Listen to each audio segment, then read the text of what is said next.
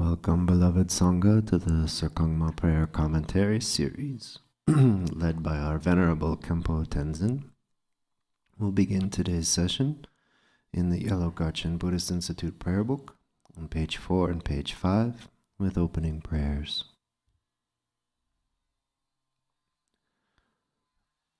Until awakening, I take refuge in the Buddha, Dharma, and the Supreme Assembly. By the merit of generosity and other good deeds, may I attain Buddhahood for the benefit of all beings. Until awakening, I take refuge in the Buddha, Dharma, and the Supreme Assembly. By the merit of generosity and other good deeds, may I attain Buddhahood for the benefit of all beings. Until awakening, I take refuge in the Buddha, Dharma, and the Supreme Assembly. By the merit of generosity and other good deeds, may I attain Buddhahood for the benefit of all beings. May all mother sentient beings, limitless as space, have happiness and the causes of happiness. May they be free from suffering and the causes of suffering. May they not be separated from the happiness that is free from sorrow. May they rest in equanimity, free from attachment and aversion. May all mother sentient beings, limitless as space, have happiness and the causes of happiness. May they be free from suffering and the causes of suffering. May they not be separated from the happiness that is free from sorrow. May they rest in equanimity, free from attachment and aversion. May all mother sentient beings, limitless as space, have happiness and the causes of happiness. May they be free from suffering and the causes of suffering. May they not be separated from the happiness that is free from sorrow. May they rest in equanimity, free from attachment and aversion.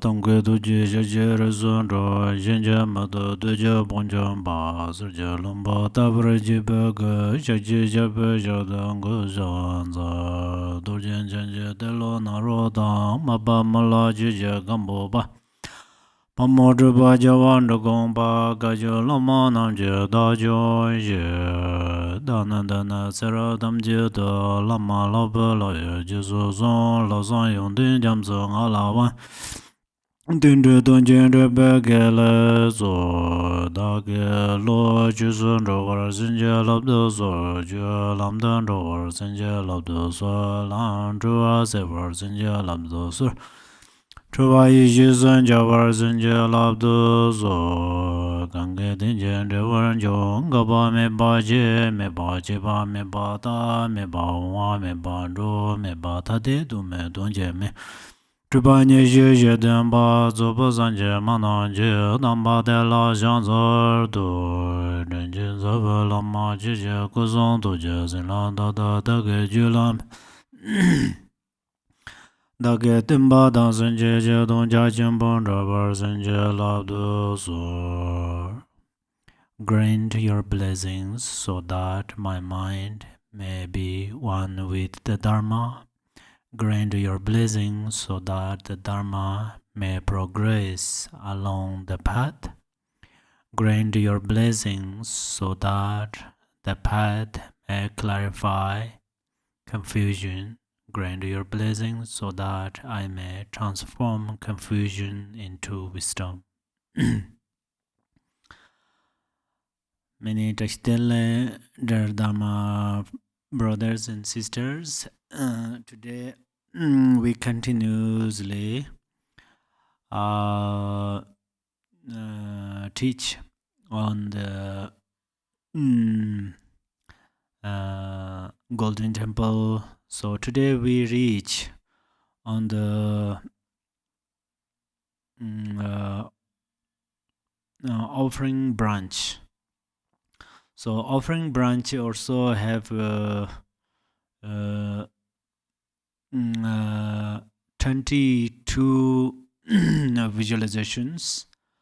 Among them, we are on the 20th visualization. We already last Tuesday we talked on their most of them. So then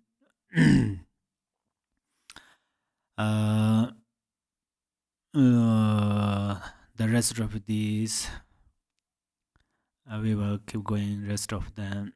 So Jingha Shiram Jungne mentioned in the Great Bodhicitta. Jingha Shiram Jungne is Lord Jigten Sungong's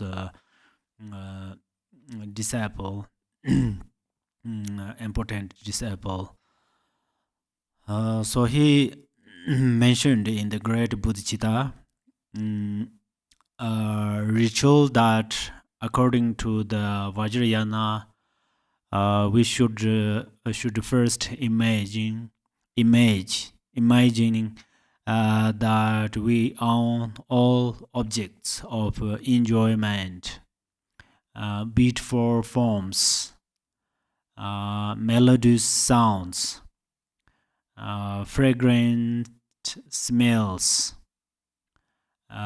delicious tastes, and smooth objects of touch, and then offer them. We should also offer all altars, objects in the sharing room, offerings such as food, as well as representations of the Buddha's body, speech, and mind in the form of statues, volumes of scripture, and stupas. Also bring to mind whatever help you have given or are giving to your guru, and then offer that.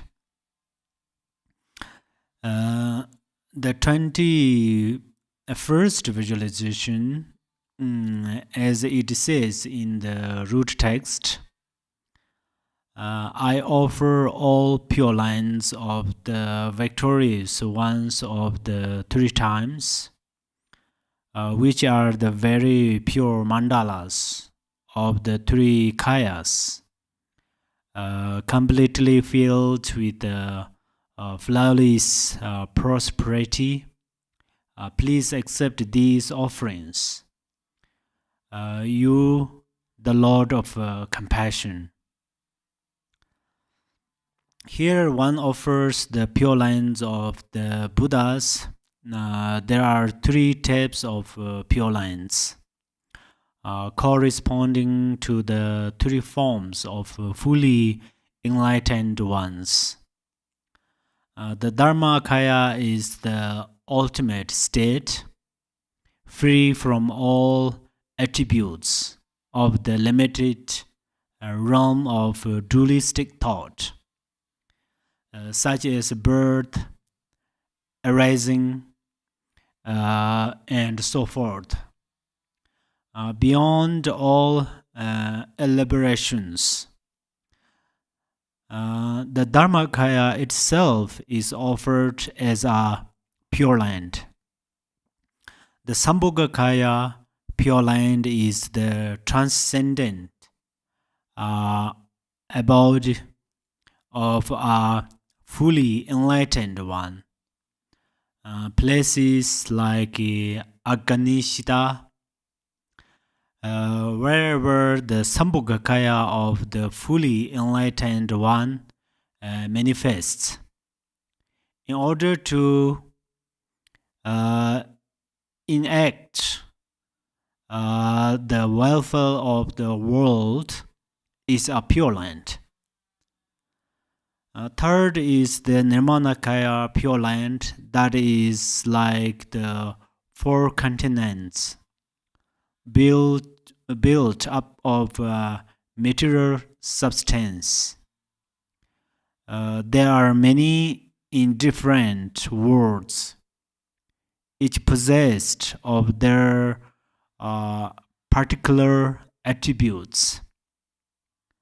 The Buddha's pure land are places of manifestation of the Buddhas, with all the attributes that are conducive to the benefit of living beings, spiritual aspirations. When we can visualize them built up from a foundation of gold, with each word or Buddha field having the 4 continents, with all the attributes appropriate to each continent. They are fragrant and completely purified by incense and stirring with a continuous shower of divine flowers. The winds are scented with the most pleasant smells. The sounds most pleasing to the ear occur spontaneously. Divine flowers grow up from the ground, and the area is possessed of the 7 types of precious stones. The trees are of the purest type. The environment is of the most fun, auspicious, and pleasing character. At the center of all this is the limitless palace constructed of precious substances. Great architectural detail is given in different texts about the golden beams and so forth. It is furnished with divine furniture, draperies,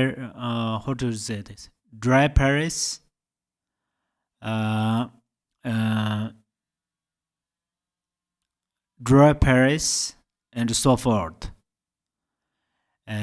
Anyone who enters there will become free of any sort of misery. In this way, each Buddha field is well appointed and furnished for the convenience of the enlightened ones. Visualize them in this way and make a limitless offering of the 3 types of Buddha fields to all the Buddhas. The purity of the 3 kayas means the nature of emptiness is Dharmakaya. The Dharmakaya provides everywhere, and it is our Guru. The nature of clarity is a great bliss, and this is the Sambhogakaya Guru. The unceasing mind is the Nirmanakaya Guru. These 3 kayas are inseparable and are our Guru. This Guru is the purity of our own mind. Lord Jigten Sungkun said that if one does not recognize the Guru as Dharmakaya, one's recognition of Dharmakaya is just lip service. If one cannot recognize the Guru as Sambhogakaya, visualizing oneself as the Yidam deity is just ordinary pride. If one perceives the Guru as an ordinary being, then even if one's realization is high, it is still limited.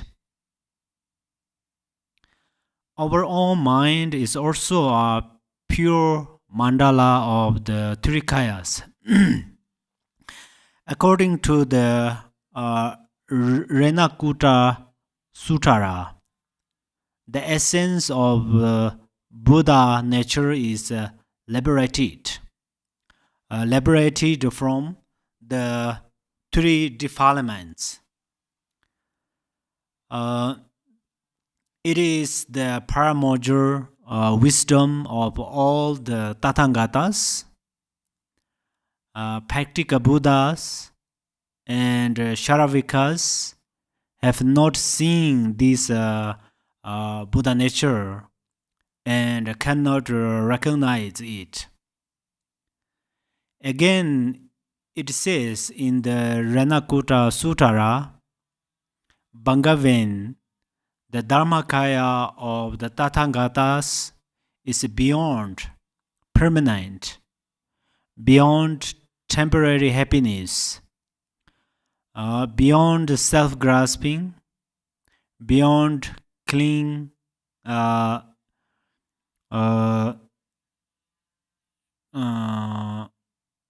to say, cleanliness.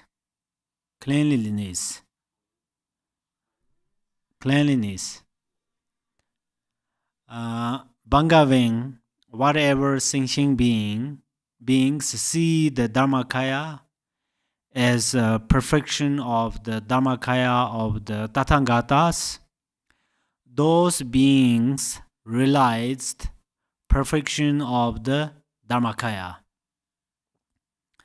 The Buddha's attributes of body, such as the 32 major and 80 minor marks, attributes of speech, such as the 60 melodies, types of speech, attributes of mind, such as the 10 powers, the 4 fearlessness, the 18 unique dharmas, are all seen in different ways. But on the ultimate level, all of these attributes are unelaborated and appear spontaneously. So ultimately has different layers. Ultimately also has different layers. So when we see these Buddha's attributes and ornaments, this is actually ultimate level. So this is not the highest view, but we need to recognize them. We don't ignore them. If we think they are not highest view and we ignore them, then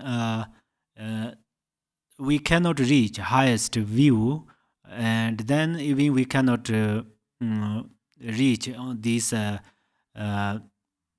level of view. So we need to recognize all of them. Actually, this Buddha's qualities of body, speech, and mind are inseparably remains in Buddha's mind and body and speech.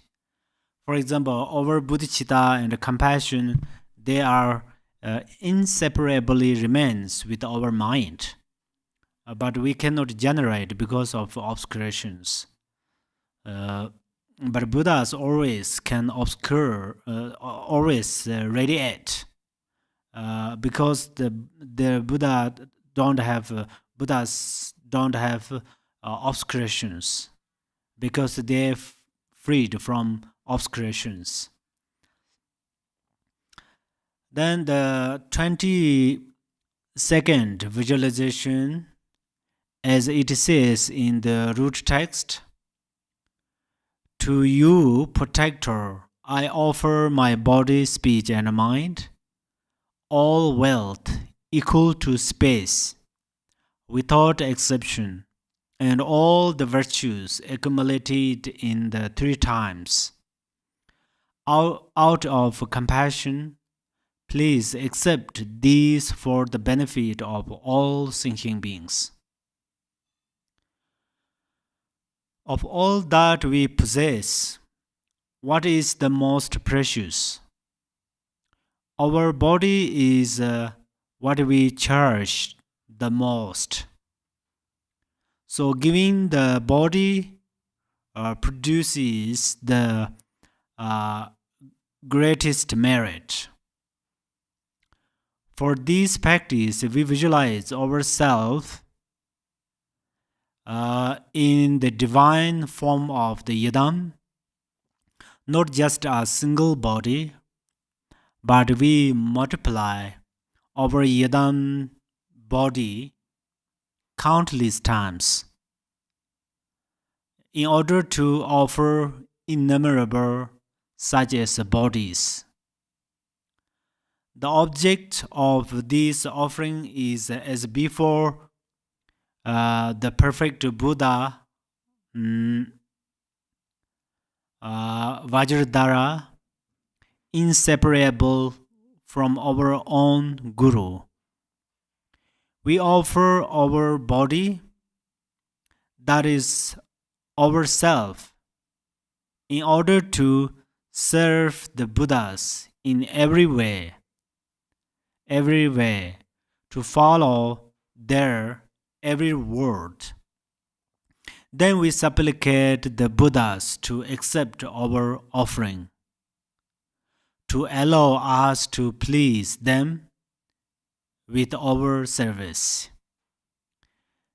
Then we offer all of the things that are associated with our body, such as our clothes and finished possessions, leaving nothing out.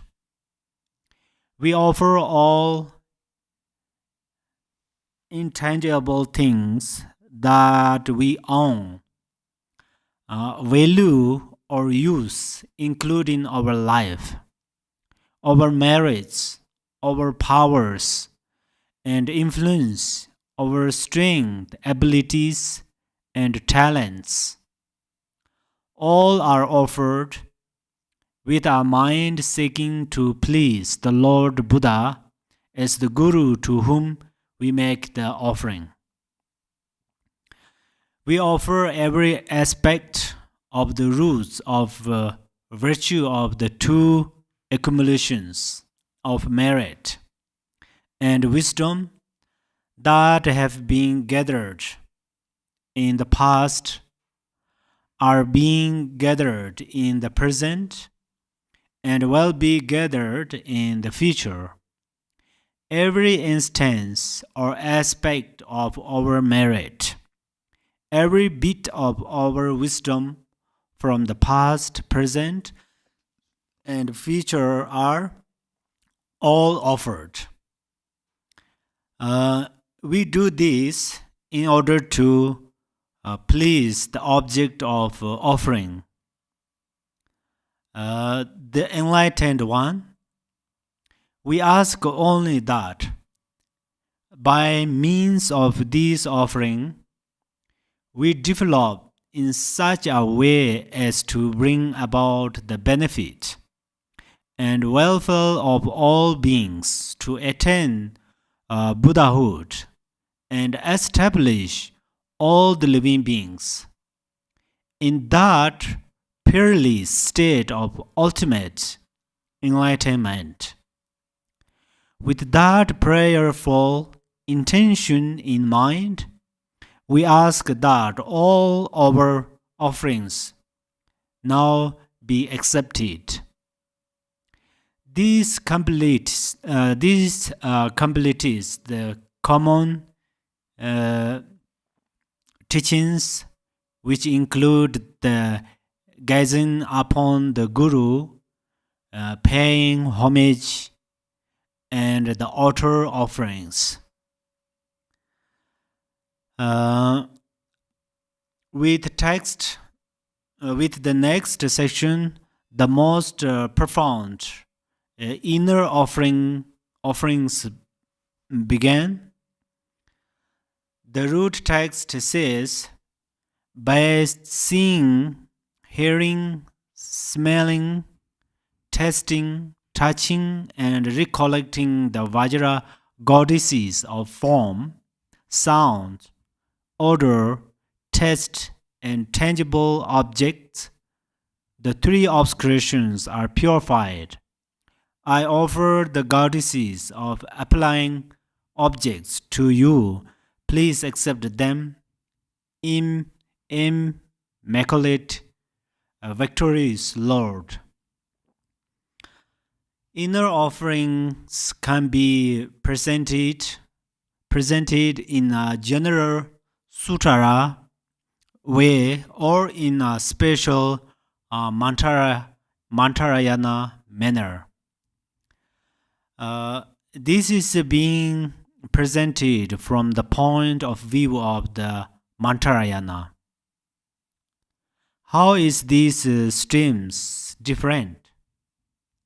First, we look at terminology.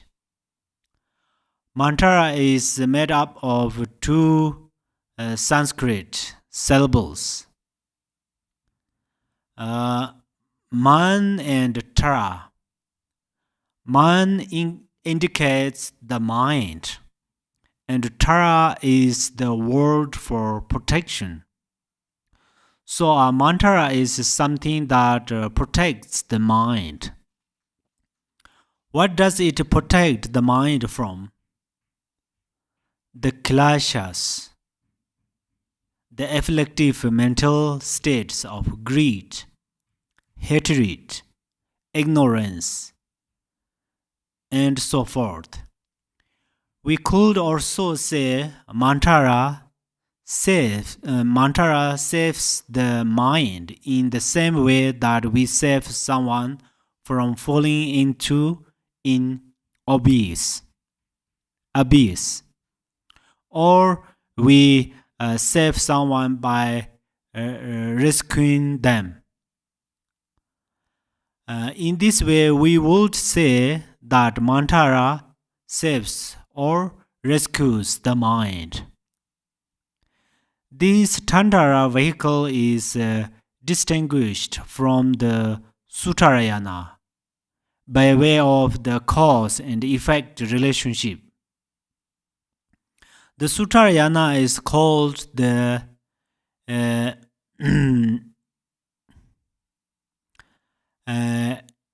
Hituyana or causal vehicle.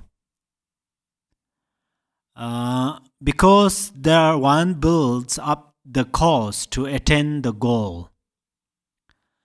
The mantarayana is called the flayana, or resultant vehicle, because it focuses on the result. By focusing on the result, one is taking up the essence. So it also called the vehicle that takes up the essence. A comparison is given of the three vehicles: the Hinayana, Mahayana, and the Tantarayana. Using a smile of a cow, if a cow represents the vehicle, then the Hinayana would be the grass that the cow eats. The Mahayana would be the milk that the cow gives. And the Tantarayana would be the butter that is the essence of the milk. The Vajrayana then is called the resultant vehicle because it is the system that takes up the result, the goal of the path, as its practice. About taking empowerment, for example, Lord Jigten Sunggun said in the Gongjik that Buddha's single-pointed attention, that when you really understand the meaning of empowerment, then you truly receive the empowerment. We must experience the essence of the teaching. A typical empowerment ceremony is fourfold. And the real result is manifest in the fourth session. It is there that one is introduced to the nature of one's mind, to the nature of ultimate reality, that is the Mahamudra. One is shown the ultimate nature that is the result of the path. If one really experiences it, then one is getting the result. The fruit of the path is right there in the empowerment ceremony. According to Lord Jigten Sunggun, the different capacities of practitioners are key in Tantra. In Tantric practice, initiation is first, then generation practice, and third is completion practice. A person of a higher capacity can become enlightened at the first step, the initiation. If one receives the initiation properly, meaning particularly the fourth empowerment that points to one's mind, and if one has some accumulation of merit from past lifetimes and is qualified, such a person can wake up right then. Others will need to stabilize the meditation. It is important to understand that meditation is not in activity. It is not doing something. Rather, it is a process of habituation or getting used to something. Sometimes getting information through initiation or some teachings is very good. At other times, it is not so useful. One can get too much intellectual understanding without really internalizing it. That can be a downfall in Mahamudra. If one hears many teachings and thinks true understanding has arisen from just that, it does not really benefit. The description of an experience is wholly different from the actual experience. It is absolutely critical that one experience the Dharma. When we began our deity yoga practice, we start in the generation stage with the mantra Om Sobhava Shuddha Sarva Dharma Sobhava Shuddha Ham. This is the mantra of ultimate reality or emptiness. So right at the outside, we are getting the result, the goal of the path. Then one arises as the fully qualified deity, the enlightened being, the Yidam, that again is the result, the goal experienced at the generation stage.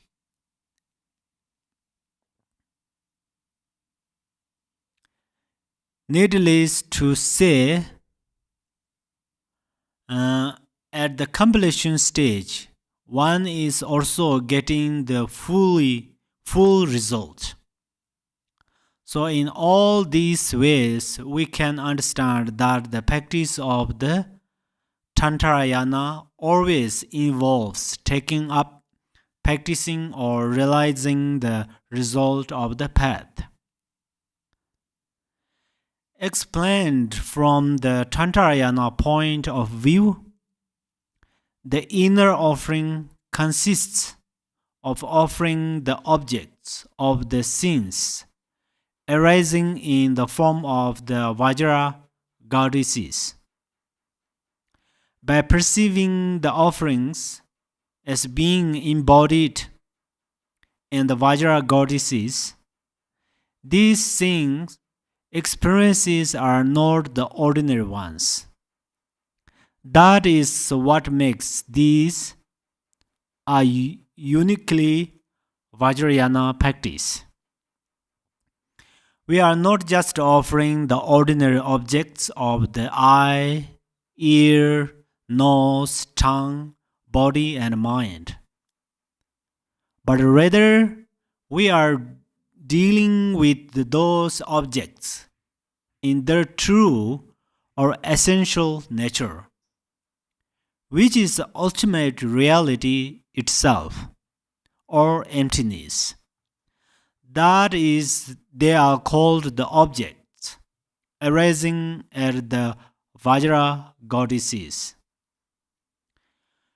We can also look briefly at the meaning of this term, Vajra. In order to language, we speak of the Vajra jewel, the highest, purest, and hardest of all stones, the diamond.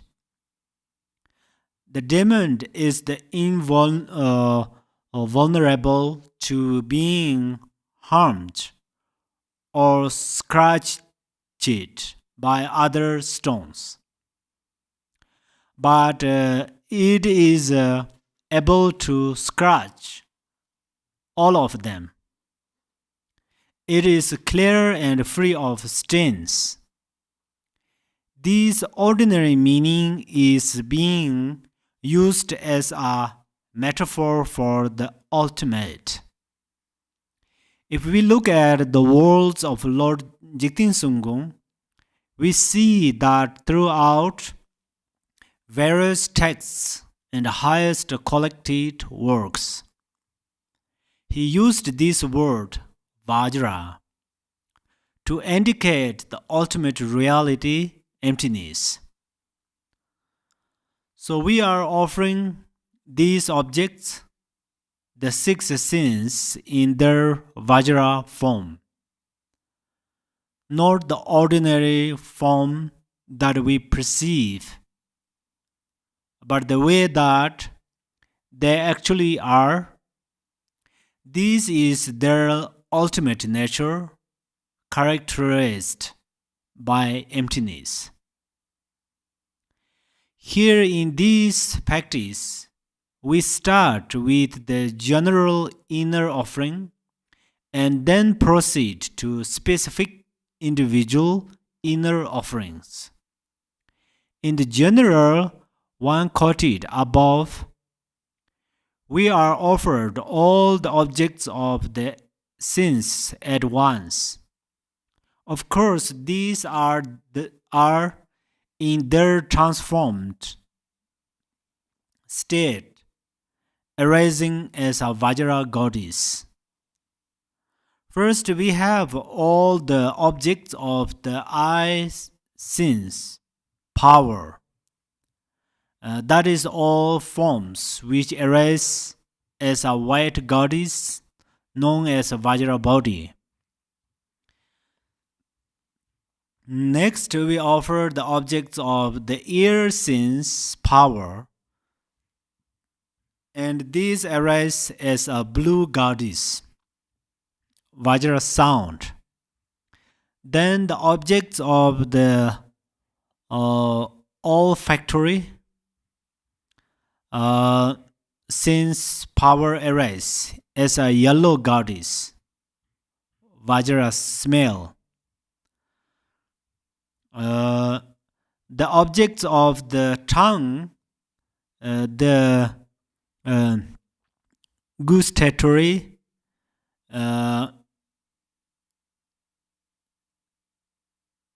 sense power arise as a red goddess, Vajra taste. The objects of the tactile sense power arise as a green goddess, Vajra touch. The objects of the mind arise as a blue goddess, Vajra thought. Ordinarily, when our senses come into contact with these objects, they give rise to feelings. The feelings can be pleasant, unpleasant, or neutral. From those experiences, we generate attachment, aversion, delusion, and so forth. Their perception gives rise to afflictive mental states. But here we have transformed the objects into the ultimate nature. So they no longer give rise to these afflictive mental states. Rather, they bestow upon their recipients the undefiled, unconditioned bliss of the sixth sense. In this way, they are suitable to be offered to the Buddhas of the 10 directions in all the realms of the universe. In addition, they have the capacity, the function to remove the afflictive states from all the living beings who perceive them or come into contact with them.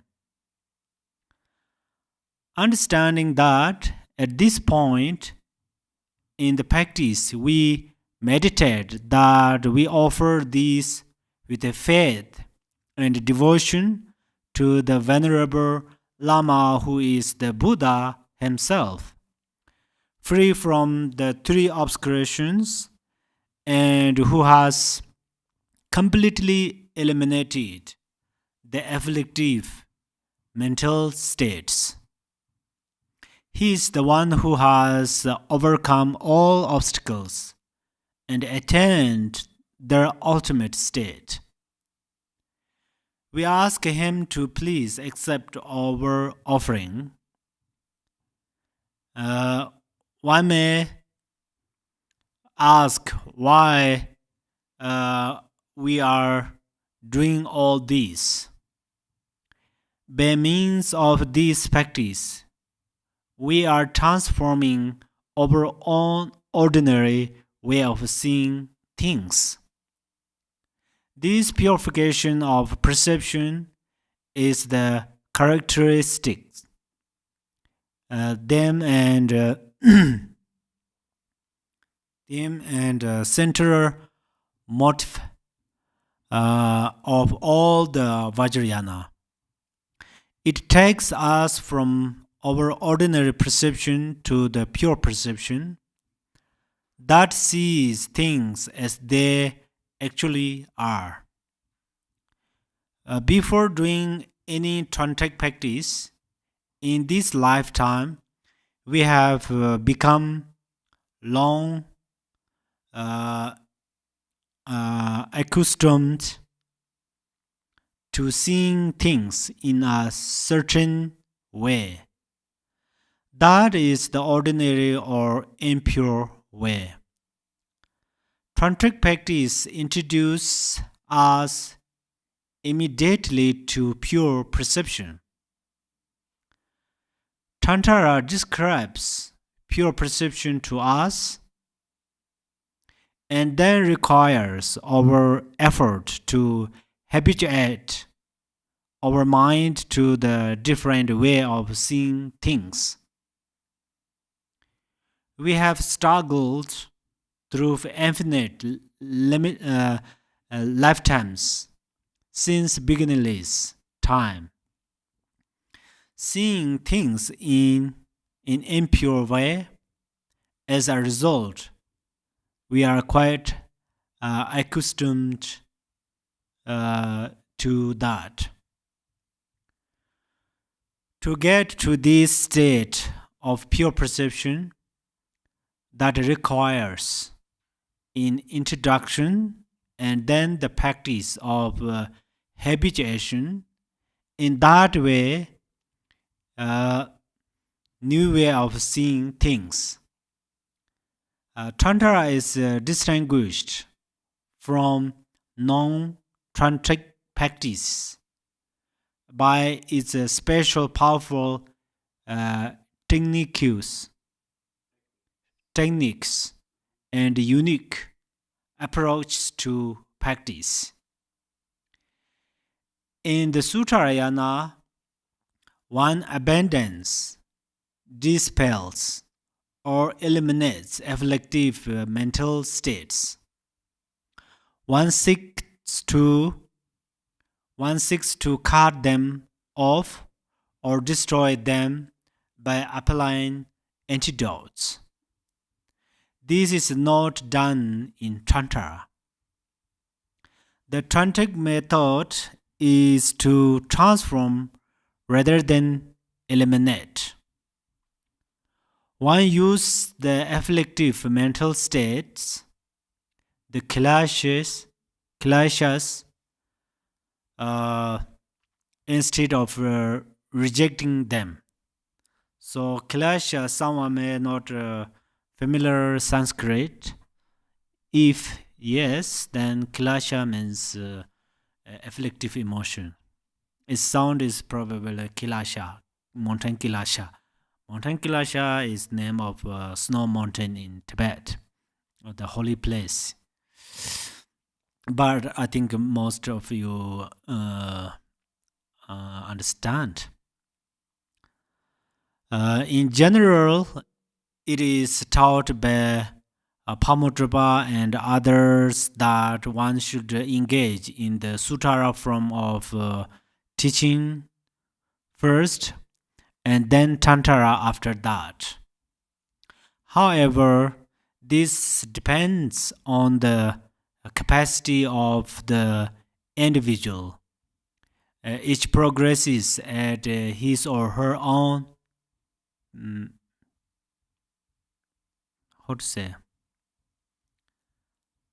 pace. pace, yeah. Suppose you see some person who is disturbingly attractive to you. Your mind clings to that person, and you become too attached to them. A sutara technique would be to contemplate the blood and goods, or perhaps the skeleton, and underneath that person's superficial beauty. In this way, an antidote is applied to eliminate attachment. In the tantric system, one employs a different method. One transforms the attachment. This is said to be the skillful use of attachment to neutralize attachment. In ordinary life, there are many examples of skillfully using an element to eliminate the problems caused by the element. For instance, the use of water to get rid of water. If one gets water in the air, then another stream of water can be used to clear the air out, and all the water will be gone. Back burning is another example, using fire to counteract fire. Here it is the skillful use of the klashas to neutralize themselves. In brief, the root text mentions Vajra. So, what is the meaning of Vajra?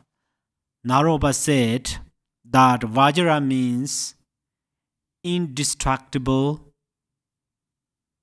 and empty, and also indestructible and not impermanent. This is called the emptiness of Vajra. So, what do we mean by Vajra goddess? It is that this goddess is emptiness, and this emptiness is not in emptiness that is created, but it is in innate emptiness. So this goddess is of Vajra. In this way,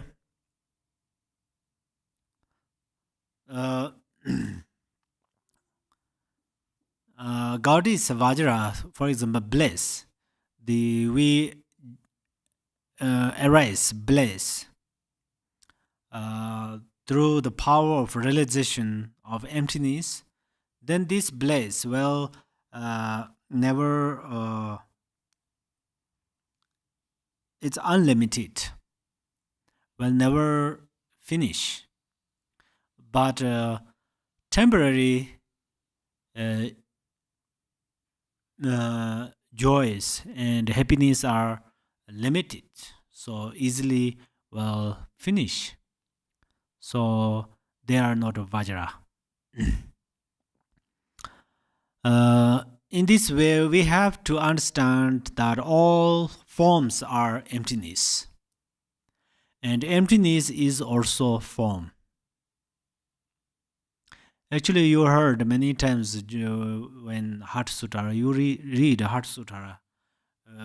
I think every Buddhist in the Tibetan Buddhism, I don't have experience other. I think so, but all the Tibetan lineages they recite Heart Sutara. But in the Heart Sutta, there is a section of repelling. Repelling, repelling is not so important, but there is you should understand the meaning and then you recite it, then it has power. So here, emptiness is form, form is emptiness. And in the 37 way of Bodhisattva, it says, everything's are your mind, and mind is emptiness. And Zoba Chimbo, it says Tikchu and Tugar. And Mahamudara, it says the co-emergence, the appearance is Dharmakaya, and its light is Dharmakaya's light. So they all same. If you can open the one notes through the realization of Dharma, then you can open all the notes of the Dharma. I mean, then everything become easy to understand. So you should be honest by yourself. You don't judge others. Oh, they have a good realization. They don't have a realization. Who can judge it? If you judge it to others, that means you just create extra thoughts. So you look at your own mind because you have suffering. So you should liberate from your own suffering. You should purify your suffering. So you watch at your mind. You watch at your mind, and you should liberate from yourself. Because in the Buddha said, Buddha's Suttara, you are your own protector. You are your own protector, and the Buddha said you are your own enemies. Because if you apply grasping, then you are your own enemy, which means you punish yourself. If you realize selflessness, you are your own protector. So we all can free from suffering. If we cannot free from suffering, then there's no reason to teach Dharma. But teaching Dharma, I don't mean this only my teachings. The teaching from Buddha and other gurus and masters, all of these teachings are method how to open the notes of egoistic mind. So we have to understand significantly. There are some special way to open the notes of egoistic mind. So Shantideva says in the way of Bodhisattva, as a precious treasure, which is your mind is like a precious treasure. If you don't understand the secret point of view, inside of your mind has secret point of view, then how many times you try to get happiness, and how many times you make effort to free from suffering? Almost useless. Shantideva said that. So we have to we should understand the main points. So how to open that notes. So emptiness is form, form is emptiness. Emptiness is a form. That how shall we practice with this? form is emptiness, how shall we practice with them? Only we recite or we do something. Recitation has benefit, but it's exist practice. Where it exists, that's where we can do it. We cannot visualize. This is very hard because our thoughts is like a snowflakes. Continuously, even we are sleeping, still the thoughts grow. That's where we have different dreams. But I don't mean all the dreams are bad. Some dreams are good because before you sleep, or if you have less obscurations, you have very good dreams. But sometimes you have some strange dreams. They are not real strange because the power of your practice, and then something appear. So, however, if we understand how to practice, for example, Hong syllable appears from nada. And that means generation stage. And from Hong syllable dissolve into the nada, that means completion stage. So Buddha always practiced with these two things. Buddha dissolve Hong syllable into the nada, that means he relax peacefully, tranquilly into the Dharmakaya. And he comes back from Dharmakaya. He it's from nada, then moon disk and the moon and sun disk, and then Hong appears from there. It's like a generation stage. So then great practitioners also have same thing.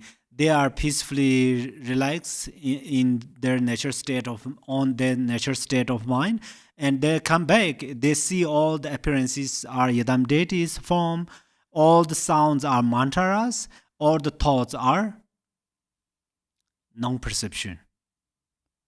So when here says emptiness is a form is emptiness. So emptiness, form is emptiness. Yeah, we say, form is not truly exist. But emptiness is form. That if we misunderstand, then what we think? Oh, during the emptiness, this is emptiness, but there is a form. No. Emptiness is a form, and these forms appears from emptiness. That way, they themselves are emptiness. If you remain in the highest realization, all the forms are emptiness. But you are a little lower than illusory. All the forms are illusory.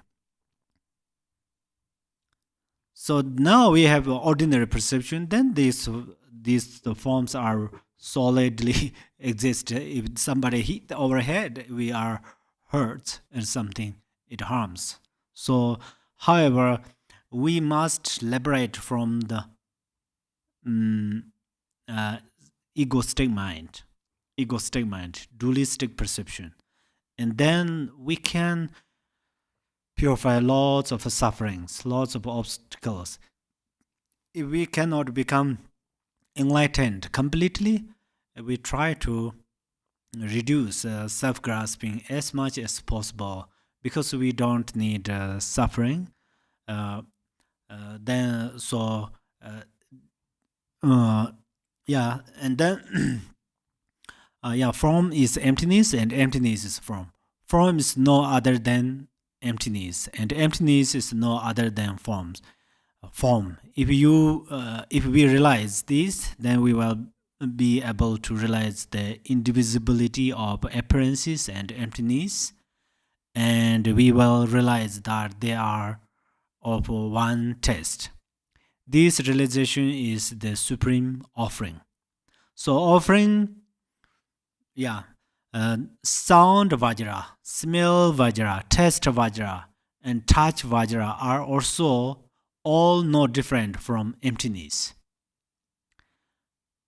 In simple way, sound Vajra means sound is emptiness. Because if something is emptiness, then it's a form. It's a harmless. If you burn big fire in the space, it cannot burn empty space. How much water flood comes in this empty space, it cannot destroy empty space. So similarly, if we realize the emptiness, then it cannot destroy. So that means a Vajra. So when we have realization of selflessness, outer inner between obstacles cannot destroy. So Shakyamuni Buddha stay under the tree in the Bodh Gaya area, nearby Nalinzana river, and many Maras appeared to him, came to him, and they brought many weapons and destroy in many ways. But his face is full of compassion, smell. Mind is full of bodhicitta. Wisdom is full of his omniscient. So that's why he liberated others. That means he liberated himself. So this is very important. If we think we have wished that we would like to become enlightened in the future, then we have to practice egoistic mind, purify the egoistic mind. If we need daily happiness, still we try to reduce the egoistic mind.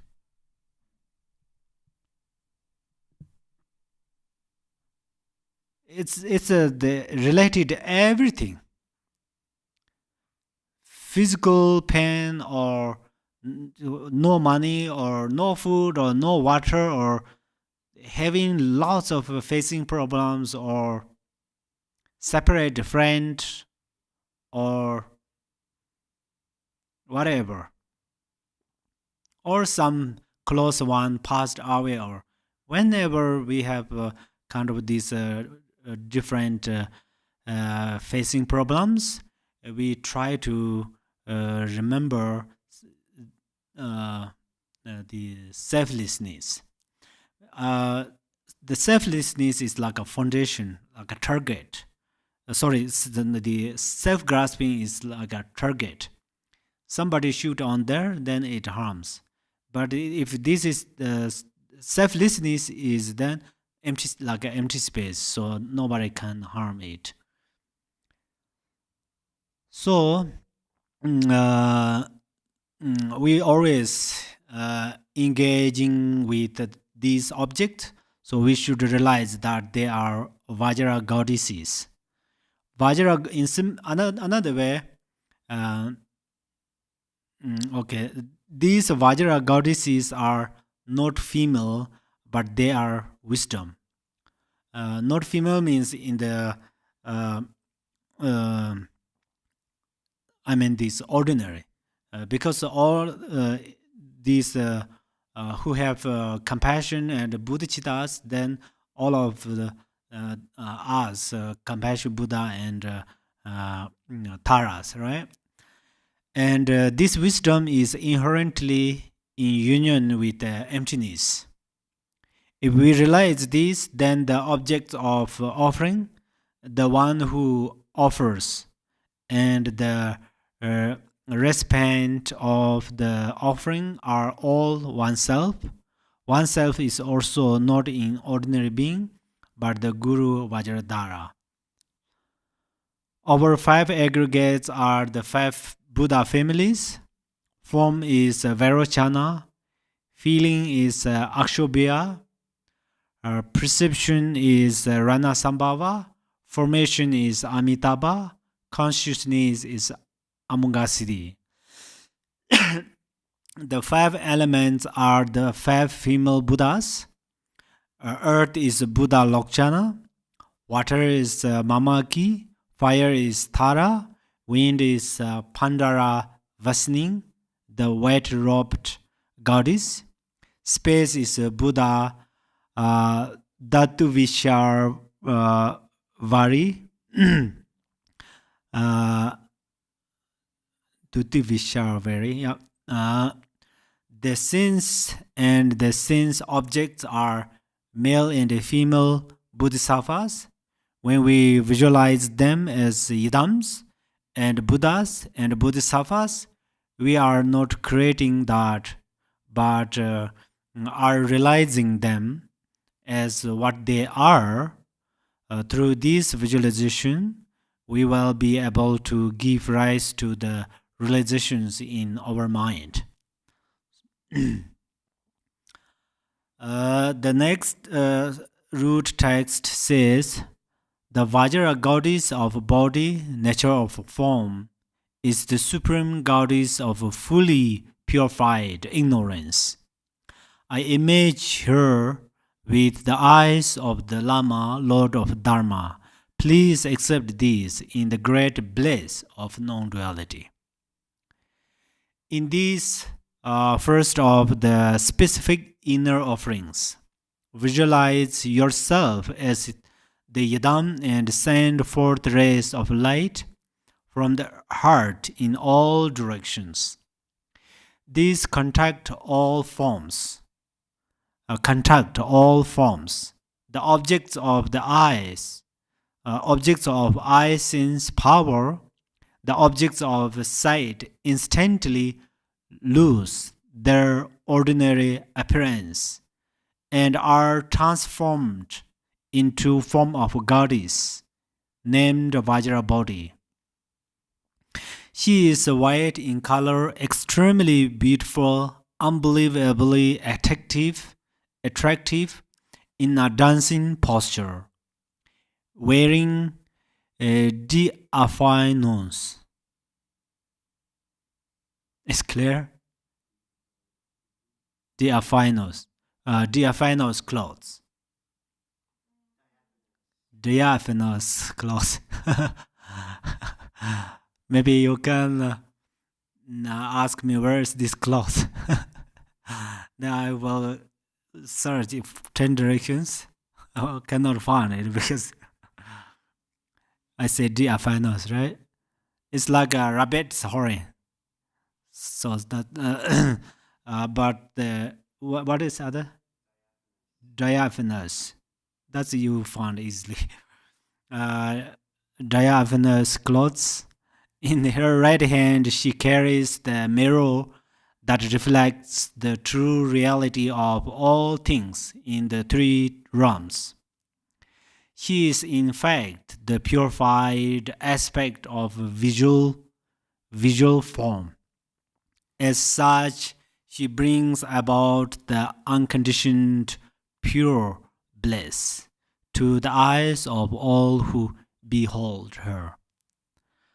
The sight of her is such that it removes the kilesha of ignorance, the base of all the afflictive states and the three obscurations, which are the obscuration of imprints, the obscuration of afflictive emotions, and the obscuration of karma, based on the obscuration of imprints.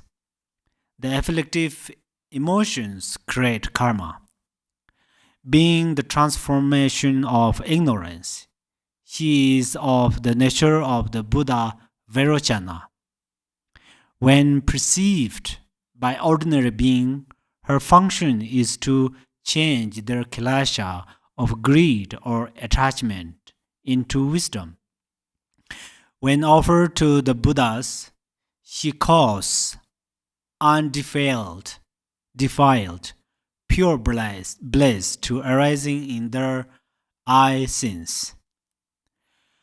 With this understanding, we send out innumerable rays of light that become this goddess of Vajra form who makes offerings to all the Buddhas and clears away the obscurations of sentient beings by transforming them into the mirror-like wisdom of Buddha Vairochana.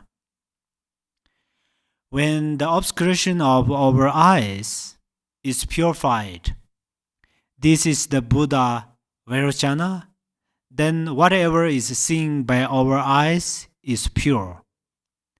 As Lord Jigten Sunggu said in the Buddha's single intention, the Gongjik, Buddhas are the form of bodhicitta. When we have bodhicitta, Buddhas can appear to us. When our eyes' consciousness is purified, we will not attach to forms. When whatever appears is the form of the Buddha. Purifying the eye's consciousness means that we transform the eye consciousness into wisdom. As Milarepa said, I cannot see consciousness, but I see Paramoja wisdom. Milarepa had transformed his consciousness into wisdom. So whatever he saw was Buddhas. That's why he said, I don't see thinking beings, but I see Buddhas. When we visualize forms as the goddess, it's not that we are creating something, but we are seeing reality as it already is. When the root text says, I merge her with the eyes of the Lama, what that means is non-duality of the goddess and the guru. So why do we merge the goddess with the eyes of the Lama? As the root text says, please accept this in the great bliss of non-duality. In reality, we say that to please ourselves because our own mind is the guru. If someone points to a book and asks where the guru is, the answer is the Hong syllable.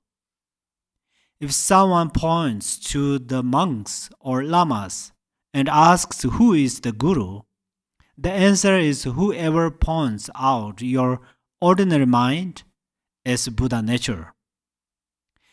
If you point to yourself and ask where the guru is, the answer is that it is your mind.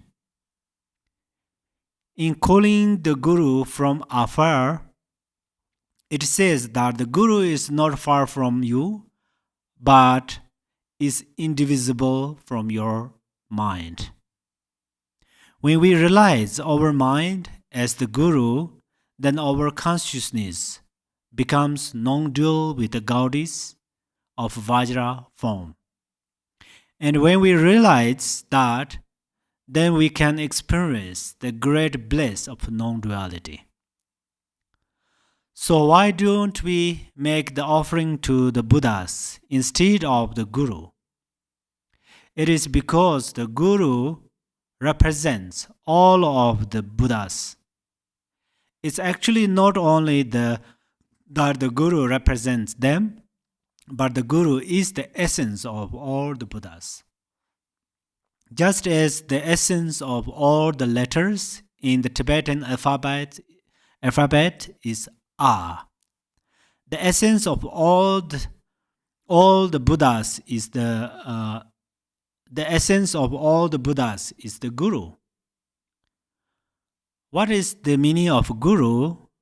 The word Guru comes from the name of a special medicinal tree that grows in different colors and lives for a long time.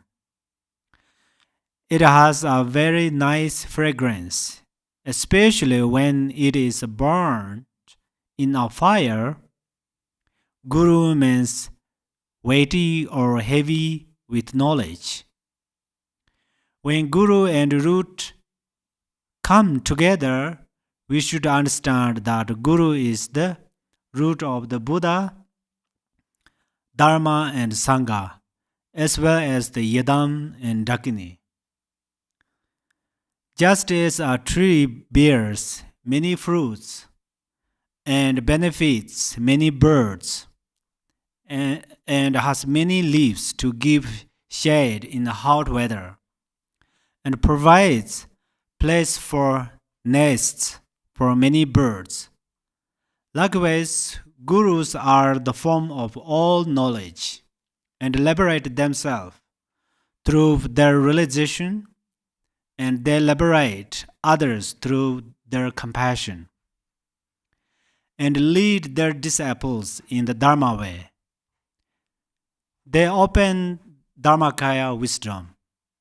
So making offering to the Guru is cause of merit and the cause of our enlightenment.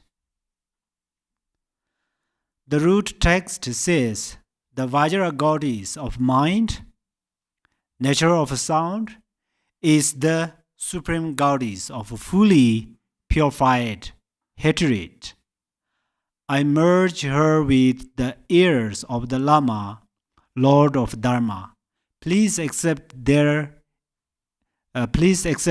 in the great bliss of non-duality. Visualize yourself as your own Yadam deity. From your heart chakra send out innumerable rays of light. This light goes out in all directions, interacting with sound.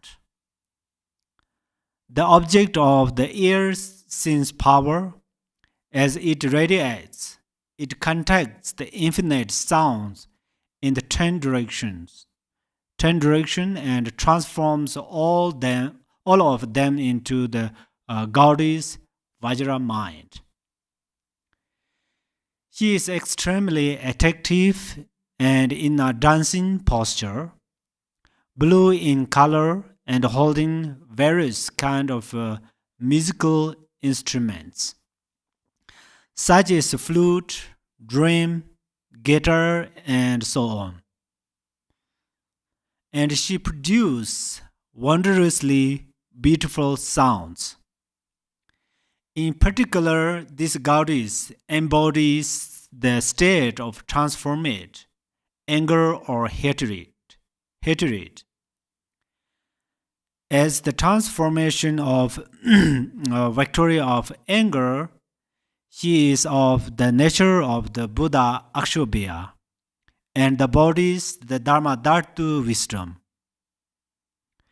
When she is perceived by ordinary beings, the Kailasha of anger is transformed into this wisdom from whoever hears the sounds she makes. For enlightened beings, she gives rise to the quality of unconditioned, undefiled bliss in their ear sense powers. Contemplating again on offering these goddesses of Vajra sounds to the Guru, embodiment of all wisdom and compassion, and to all the Buddhas through the universe, may they experience the pure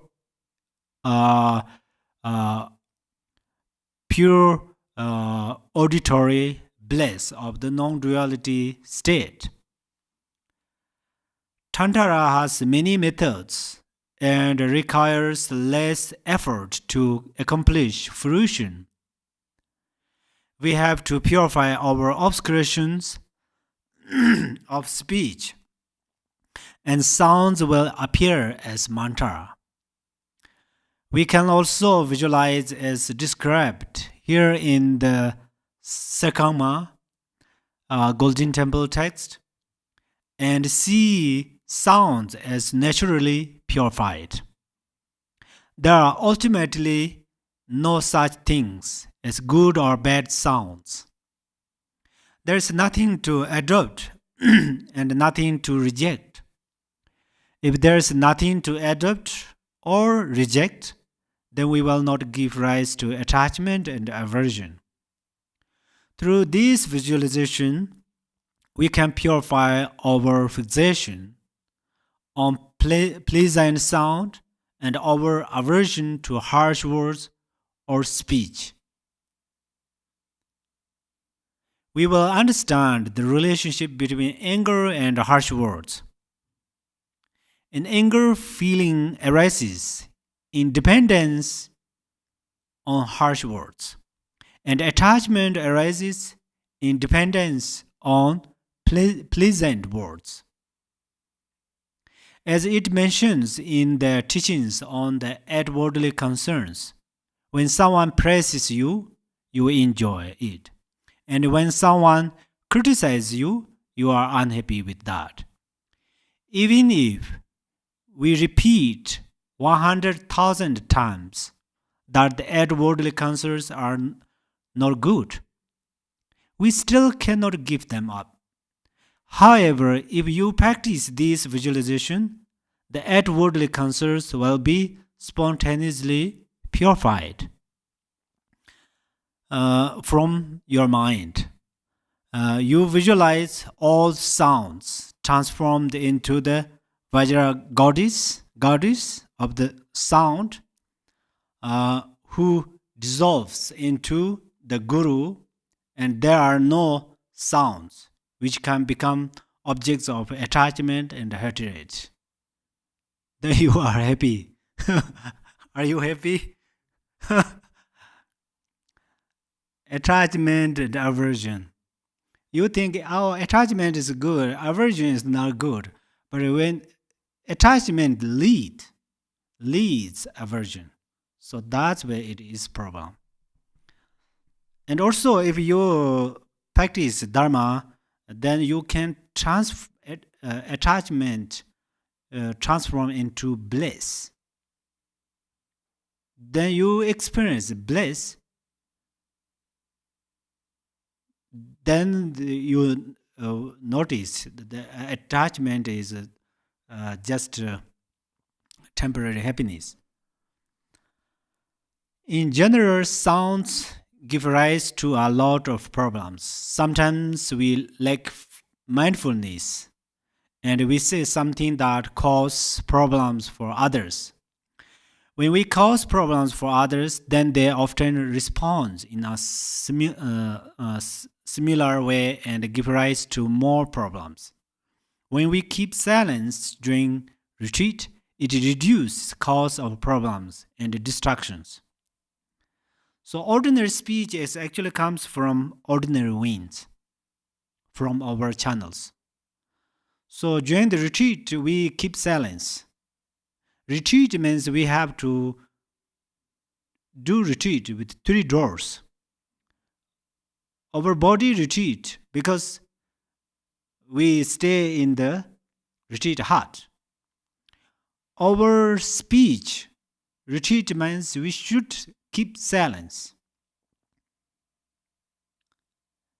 Then our mind, don't wandering with thoughts, don't wandering with the grasping. That means your body, speech, and mind are doing retreat. So we talk a lot through this. That means many karmic winds and afflictive winds, they shake your mind. They shake your mind, and then your thoughts arise. When your thoughts arise, then your this ordinary speech comes from thoughts.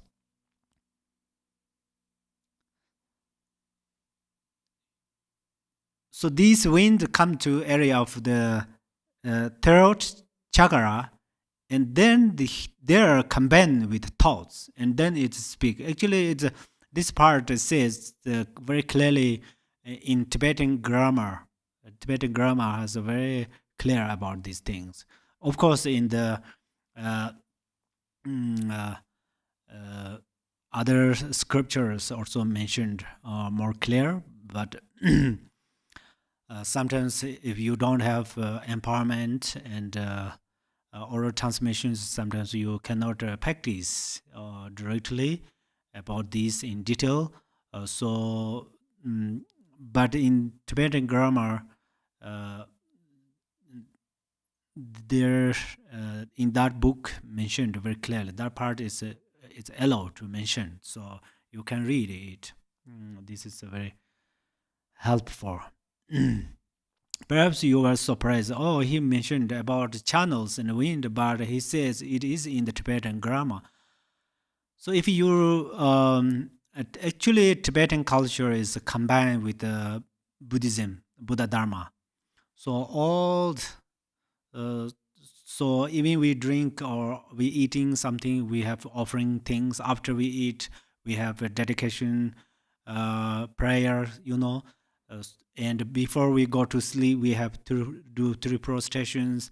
Morning we wake up, we'll do prostrations, and someone does meditation and supplications. So however, everything, even you move yaks and the sheep on the mountainside, and then there's some mantra.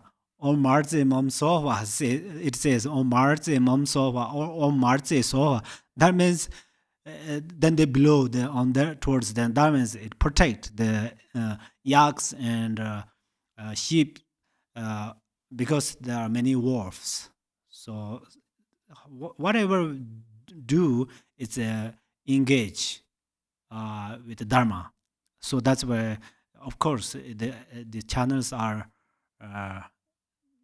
and some channels and wind. Channels, actually the winds part briefly talked in the Tibetan grammar. Okay. The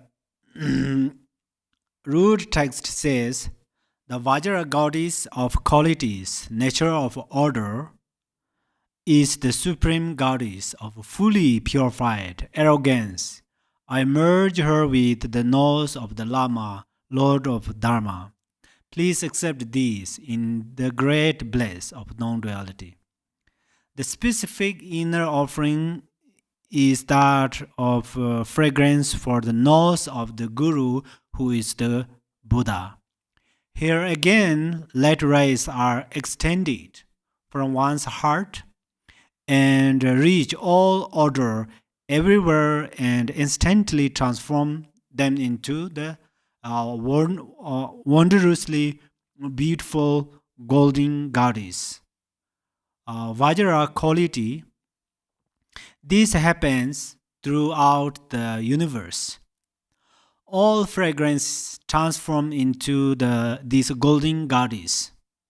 She is in a dancing posture, and in her hand she carries a pot containing the most pleasingly scented water.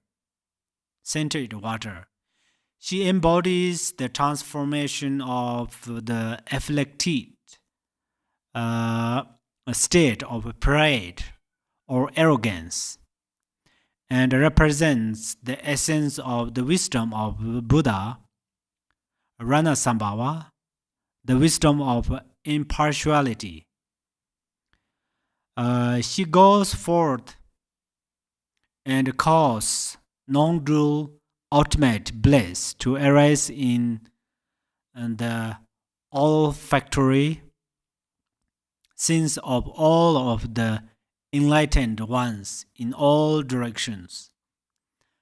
Generally and specifically in the object of this offering, the Lama, who is the Buddha, sentient beings who experience contact with these goddesses experience their affliction of pride being transformed into Buddha, Ranasambhava, wisdom of impartiality.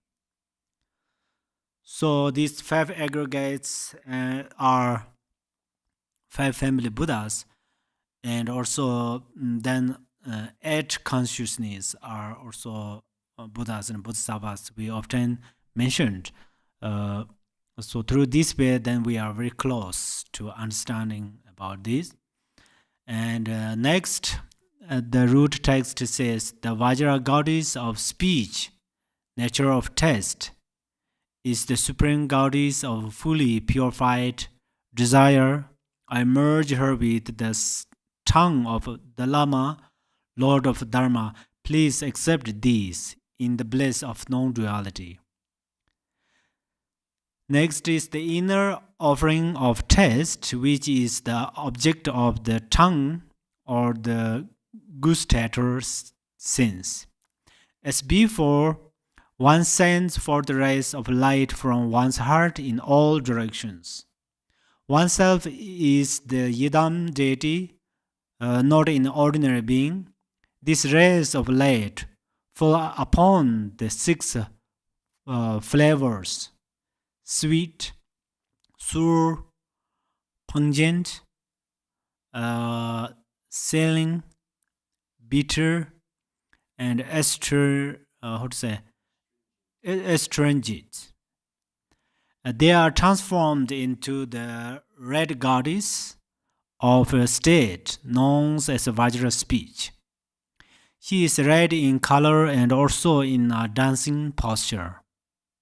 She transforms all the objects of taste into the five meats: human, elephants, horse, ox, and dog, and the five nectars: semen, blood, urine, excrement, and flesh. She gathers them all into great skull cup or kapala, which she then carries in her hands. She embodies the discriminating wisdom of Buddha, Amitabha, and she makes offerings from the kapala to the Lama and all the Buddhas in the 10 directions, causing the pure, undefiled, unconditioned bliss to arise in their gustatory faculties. For ordinary thinking beings, she purifies the attachment to gustatory objects and transforms it into discriminating wisdom. We make the offering thinking that we offer the goddesses of taste to all the Buddhas, such that they may know experience this pure non-dual bliss.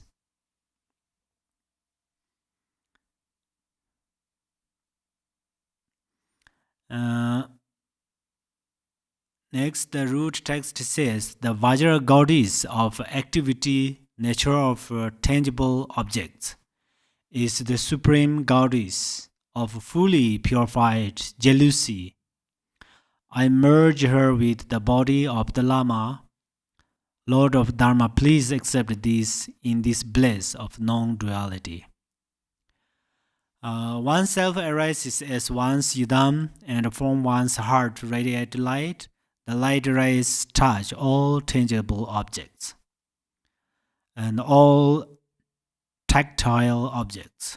The rays of light separate out and pervade all corners of the universe, transforming all these tactile objects into the green goddess. Vajra activity. In her hands, she carries a vast variety of tactile objects that give rise to all the various tactile sensations from both the human and the divine realms. She is the transformed state of the Kilasha of envy or jealousy. Actually, envy and jealousy is a little different, right? Slightly. Jealousy, and then comes envy sometimes. But that is what I understand in English. However, so As such, she embodies the all-accomplishing wisdom of Buddha Amongasidi. What I understand in English is the meaning of envy is, for example, if I am jealousy someone's laptop, for example, and the jealousy is jealousy, but then I would like to break it, or I would like to throw away somewhere. So that is what I thought the meaning of envy. But please, you check. Check means, of course, you know clearly about that. If we use here envy or jealousy. The main thing is jealousy. If envy is inappropriate here, then you can take off. It's okay. You can remove it. So again, we meditate that we offer these gaudies to the gurus so that the unconditioned non-dual bliss will arise within their tactile sense faculties. Next, the root text says, the Vajra Gaudis of paramojur emptiness of all phenomena, nature of sound, is the supreme Gaudis of a fully purified mind as it is. I merge her with the mind of the Lama, Lord of Dharma. Please accept this in the great bliss of non-duality. This inner offering is the offering of the objects of thought. As before, rays of light go out in all directions, providing the universe and contacting the objects of thought. That is to say, all phenomena that possess defining characteristics. Instantly, all objects of thought are transformed into the blue gaudis of the Dharma Dhatu, whose name is Vajra emptiness. She is very beautiful in a dancing posture and is holding a triangle in her hands. She is the transformation of subject-object duality. As such, she is of the essence of Buddha Vajradhara. She caused the unconditioned, non-dual bliss to arise in the minds of the Lama and all the Buddhas. When sentient beings merely think of her, all their dualistic thought is transformed into this wisdom of ultimate non-duality. She completely eliminates all of the obscurations, kileshas, karmic defilements, ignorance, and so forth.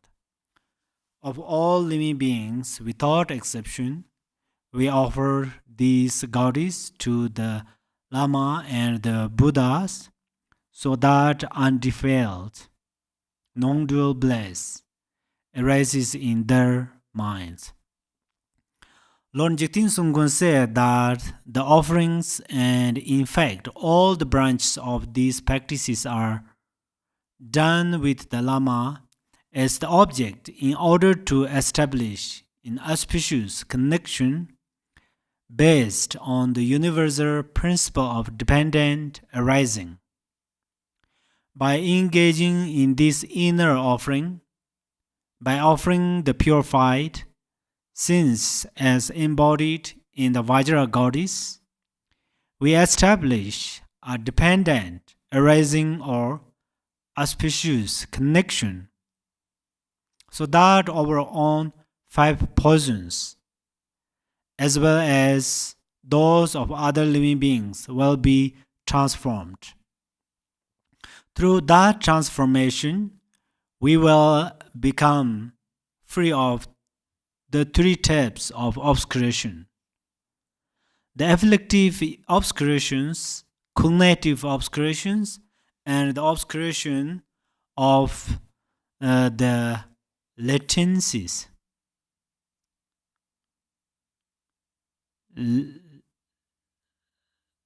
Latencies. Latencies.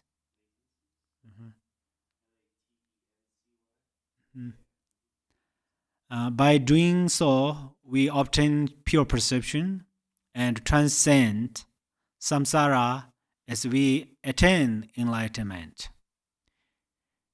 In this inner offering, visualize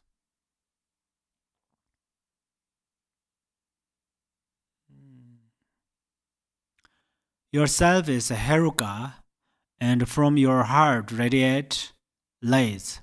From these lights radiate goddesses, offering samadhi to the Guru and the Buddhas. If you think that the Guru cannot use these, Lord Jigten Sunggu said that this offering is actually very important.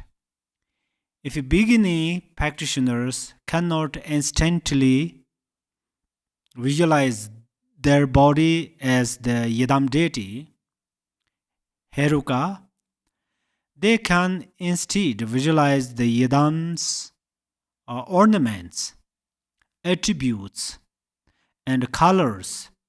By continuously visualizing in this way, they will gradually become familiar with these, and this meditation on the Yidam will become stabilized. For example, when you generate the mind of aspiring bodhicitta, then gradually it can benefit all mother thinking beings. All of this begins with the mind, and then it gradually becomes familiarized until you can benefit others through your body and speech. In the future, when you become a guru or master, and your disciples and sangha offer you extensive, auspicious things, if you think at that time that it is the blessing of your guru, then your merit will increase even more.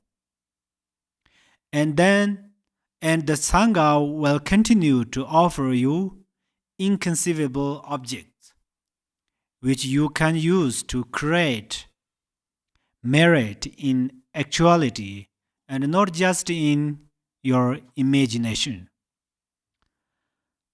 Whatever nice things we may have, such as fun, clothes, or a nice house, they are all related to our merit.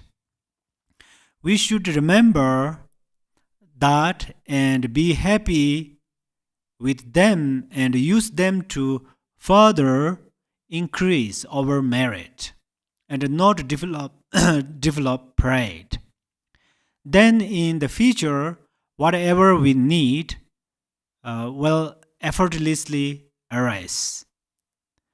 Another example is if we have good Dharma friends.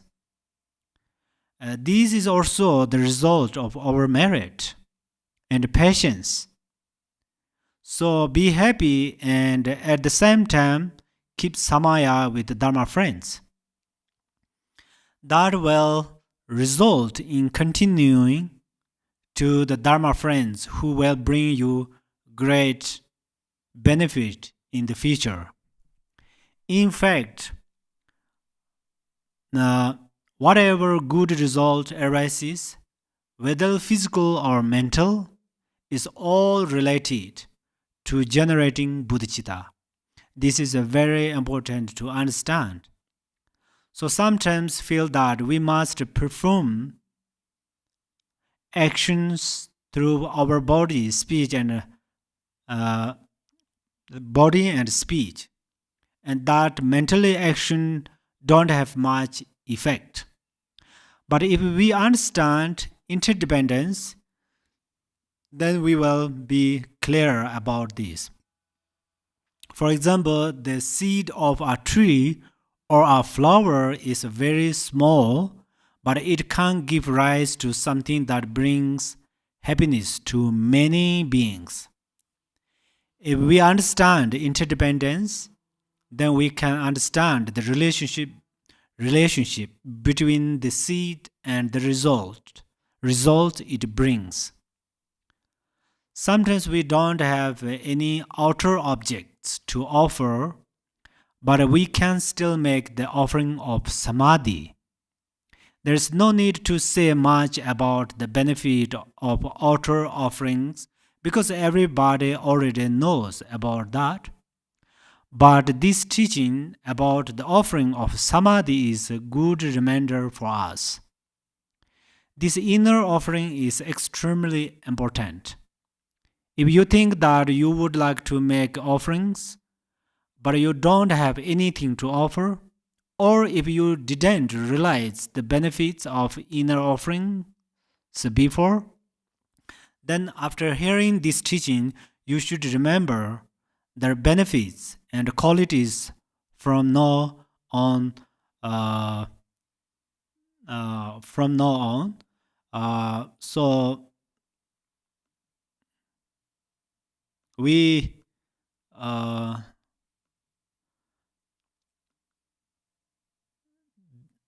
the highest practice is meditate on samadhi. So you meditate on samadhi for 5 minutes. After you, sometimes you can check what it makes benefit for you.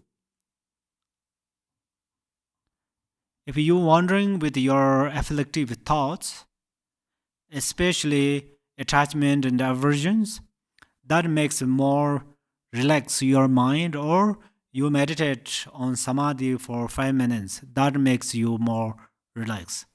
You should examine yourself. And then you, of course, that meditating makes more benefit to you. So then you experience it, and then spontaneously you can meditate, and then you love to meditate. So usually meditation, it does not mean always sit on the one cushion. If you can do, that is also great. But Lord Jigten Sungkung said, meditation, if you are skillful of mindfulness, then you are a great meditator. So keep mindfulness. I say you should keep mindfulness. Of course, at the same time, I should try to do by myself. So we all try to keep mindfulness during the speaking or during the talk, working and working, or doing something any times. So the mindfulness is a very important thing during our practice.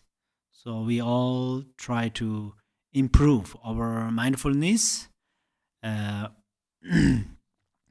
then at the same time, attentiveness is also very important. So when we are engaging some other afflictive emotions, and also sometimes we lost our mindfulness, at that time we apply attentiveness. Then attentiveness supports to our mindfulness, and attentiveness give us message that we arise afflictive emotions, and then meditate on mindfulness, we can reduce those afflictive emotions and other problems. Okay, thank you so much, you all, and now we will dedicate together. How to dedicate is not only dedicate of this teaching, we dedicate all the merit of all the Buddhas, the past, present, and future Buddhas, and 10 directions Buddhas and Bodhisattvas, and all Dhamma brothers and sisters, what they practices and what they have merit, all of this merit we make together, gathering together, and then we dedicate it with the mind of bodhicitta. Chancho Sem Joy Rinpoche Ma Che Ba Nam Che Jor Che Ba Nyam Ba Me Ba Yang Gong De Be Var Jo. May bodhicitta, the precious and supreme mind, arise in whom it has not yet arisen. Where it has arisen, may it not decline, but ever increase higher and higher.